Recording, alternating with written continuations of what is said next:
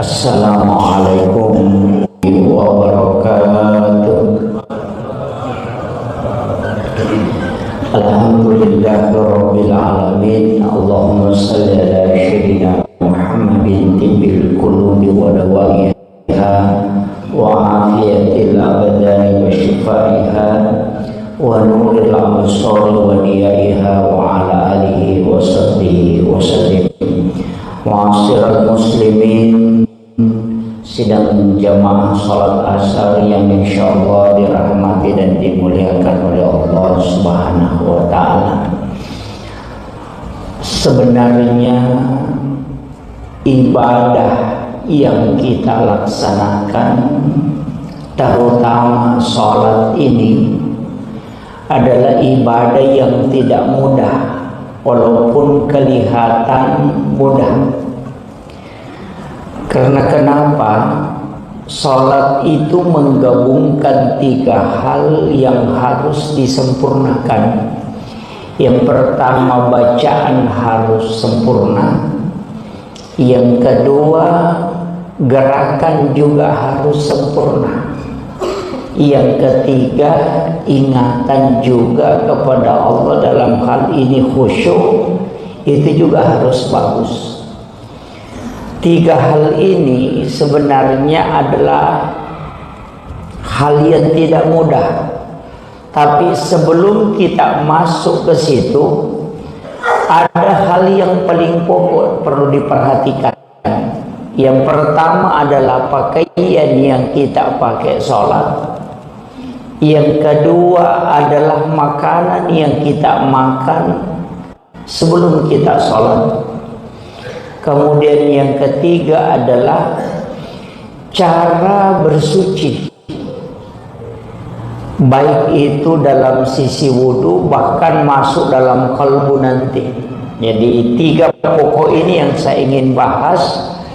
Yang pertama adalah pakaian yang kita mau pakai sholat. Di dalam Islam, bersih dengan suci itu berbeda. Kalau bersih itu dari kotoran yang nampak. Kalau suci itu masuk dalam hakikat. Makanya an-nadhafatu minal iman.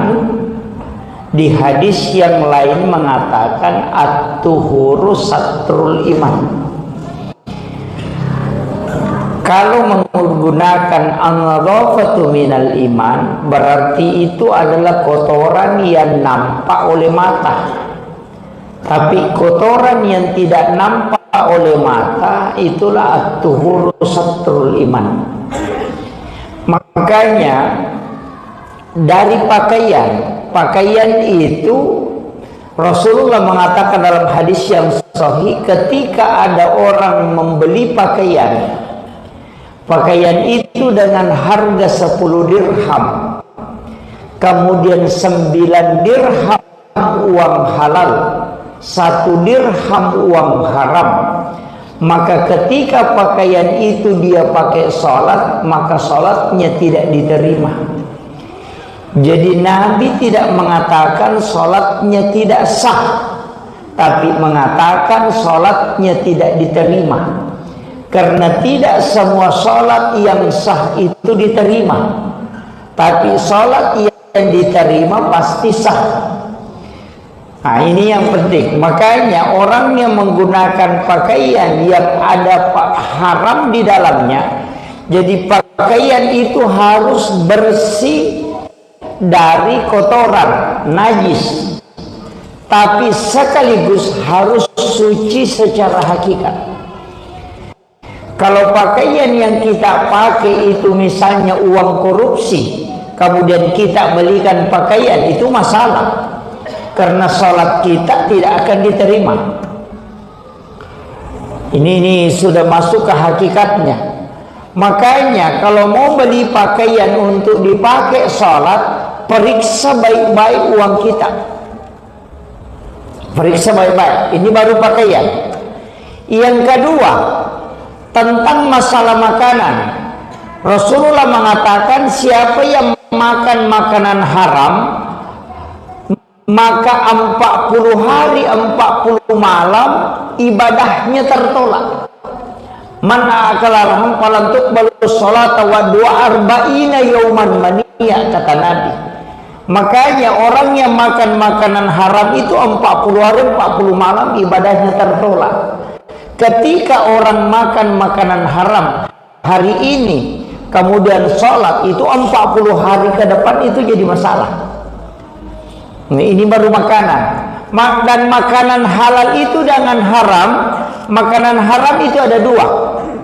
Yang pertama ada haram karena bendanya, disebut haram lizatiha.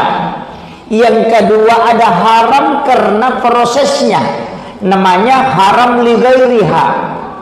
Haram lizatiha, babi, anjing, darah, bangkai, itu haram lizatiha, bendanya yang haram. Tapi ada namanya haram lighairiha, halal bendanya tapi haram karena prosesnya. Ayam itu halal, tapi kalau ayamnya tetangga, itu jadi haram. Jadi kalau prosesnya menjadi haram, maka dia menjadi haram. Walaupun dia halal secara benda, tapi karena prosesnya sehingga dia menjadi haram. Orang yang mencuri kemudian dia makan makanan itu jadi haram, walaupun itu makanannya halal secara benda, hukumnya karena dicuri. Ini ketika dimakan, mulai dari harta yang tidak disakati dianggap kotor. Makanya kesucian itu an-nadhafa, at-tuhuru, at-tazkiyah, az-zakah. Kalau an-nadhafa sampah, kalau at-tuhuru hakiki, kalau at-tazkiyah kau baku bombek dengan istrimu, usahakan jangan lewat 1 waktu salat. Kalau istrimu marah dan jengkel di waktu maghrib, usahakan jangan sampai isya, karena nanti dia pengaruhi sholatmu di waktu isya. Makanya orang yang Nabi kan mengatakan la yahillu lil muslimin an yahjur ahahu fawqa salasa layalin. Jadi itu dianggap la yahillu muslimin, bukan lagi golongan muslim. Orang yang tidak baku omong atau baku bombek dengan saudara muslimnya lewat dari 3 hari, itu fatal. Makanya itu karena kotor kalbunya, hatinya yang kotor, bukan makanannya, bukan pakaiannya, tapi hatinya. Inilah yang mau dibersihkan 4-empatnya. Yang terakhir ulama sufi mengatakan wudu. Wudu itu membersihkan hakiki. Dari situlah ada istilah dalam tasawuf, istilahnya orang Bugis jenne teluka. Itu wudu kan tidak membersihkan najis.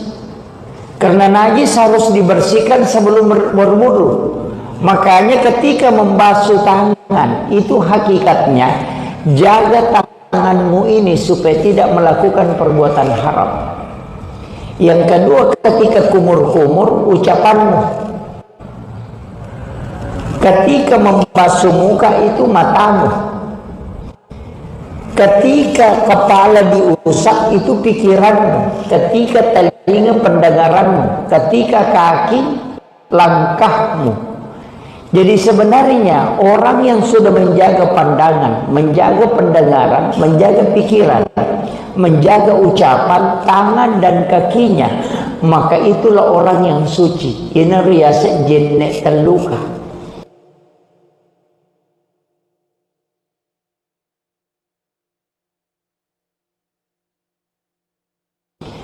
Jadi tidak batal wudunya dengan hakikat. Makanya ulama sufi itu mengatakan melihat perempuan itu batal wudu.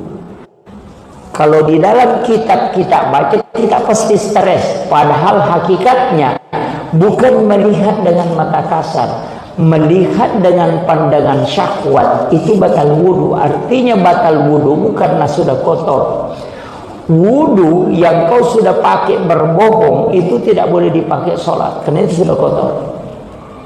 Kalau kau sudah sholat maghrib, kemudian kau bercerita, kemudian bohong, maka jangan pernah pakai sholat isya. Karena wudhu itu sudah kotor. Karena wudhu itu mensucikan, bukan membersihkan. Akhirul kalam, wallahul muwaffiq ila aqwamit thariq. Assalamualaikum warahmatullahi wabarakatuh.